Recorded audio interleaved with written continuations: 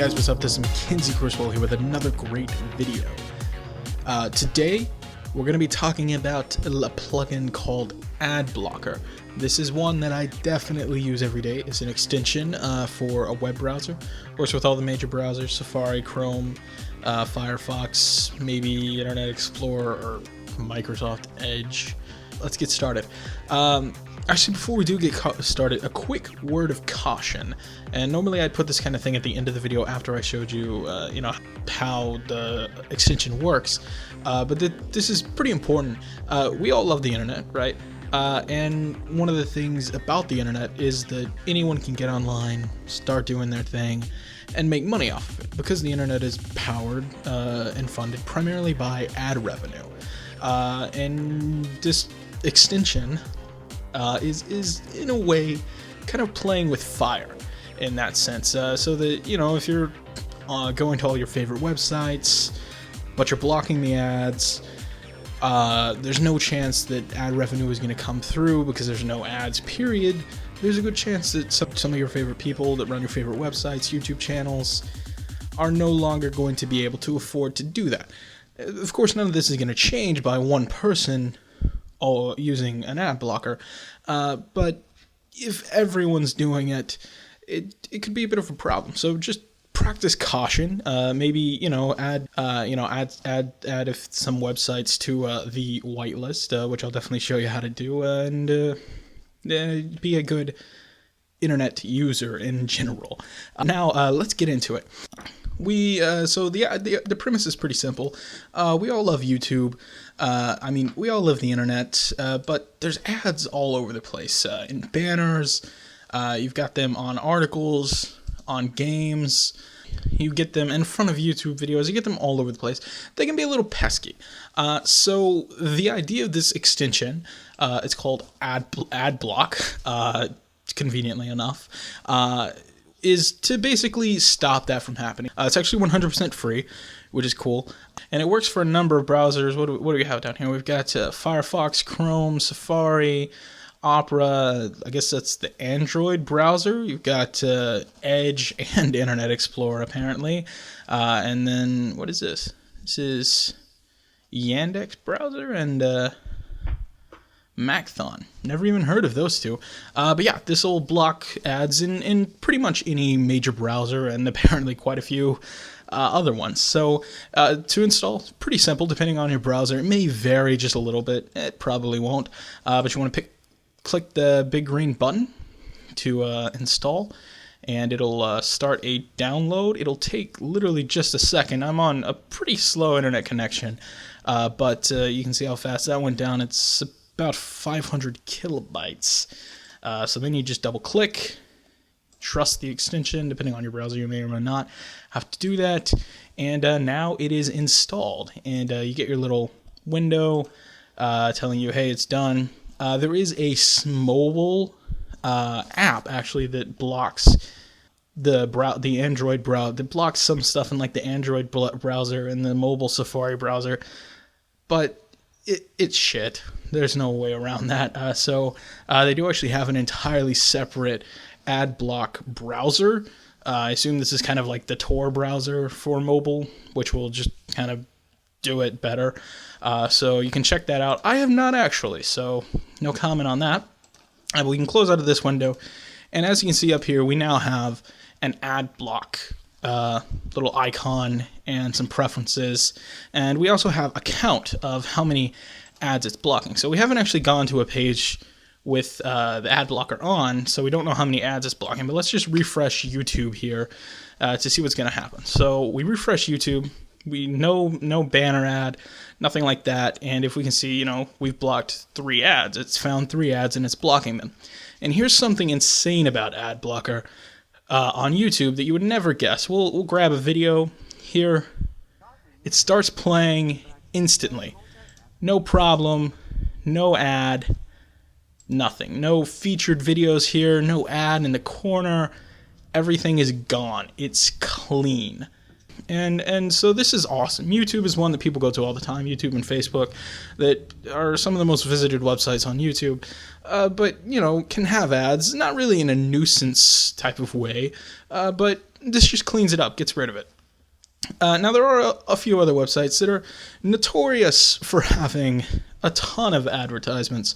For example, the Pirate Bay. I'm not endorsing anything. As you can see, I've searched Windows 10 here, so we are in a completely legal standing. But as you can see, there are a ton of ads all over the place. There's a banner ad below and above the stream of torrents here. There's ads on the side. So let's refresh, and boom, it's done. Clean list of torrents to download, and that's that. Got an article here. We're good to go. Everything is gone. And now we can read an article without having any ads. One thing to keep in mind, websites can actually become a little kind of self-aware of the ad blocker. For example, I know this is one website that does this. This is Agario, a little simple browser game. As you can see here, this one's just a simple thing. It's just asking you, hey, can you undo your ad blocker? But there are actually a few websites that have taken a more aggressive approach to this. I know Forbes has done it in the past, and also GQ magazine, their website, has blocked people from entering the website at all with ad blocker. Those were both experiments, just kind of done by by those papers to, I guess, piss people off, and it's over now. You can go to Forbes, no problem, with an ad blocker, but it's just something to keep in mind. If you're a web developer, I don't know if you know how to actually work with web browsers while writing code, but apparently some people do, so you can probably look it up and figure it out. I don't do very much web design, so I wouldn't have any idea. But again, as you can see, we can go to Forbes here, no problem now. So that's really it. This is another app, so many of these apps that I've featured here on the stuff I use every day, like set of videos, I use them every day because they're so simple and they just kind of bleed into the background and you never notice they're there. So that's what's so good about them. And this is definitely another instance of that. So let's just run over a few little settings here. As you can see, it'll tell us it's blocking 3 ads on this page, and it's blocked 60 in total. It does keep a running count of how many ads in total it's blocked. I think before I uninstalled the ad blocker for this tutorial, I did take a quick glance at it, and it was something like 250,000 ads it had blocked for me, so definitely works. There are also some share buttons and a few other things. So let's go ahead and just come over to the options setting, and these are just a few things that are going to help get the ad blocker working correctly for you. I mean, ideally, honestly, with this is, again, super simple app, so you never really need to push a button, but the buttons are there if you want to, or you need to push them.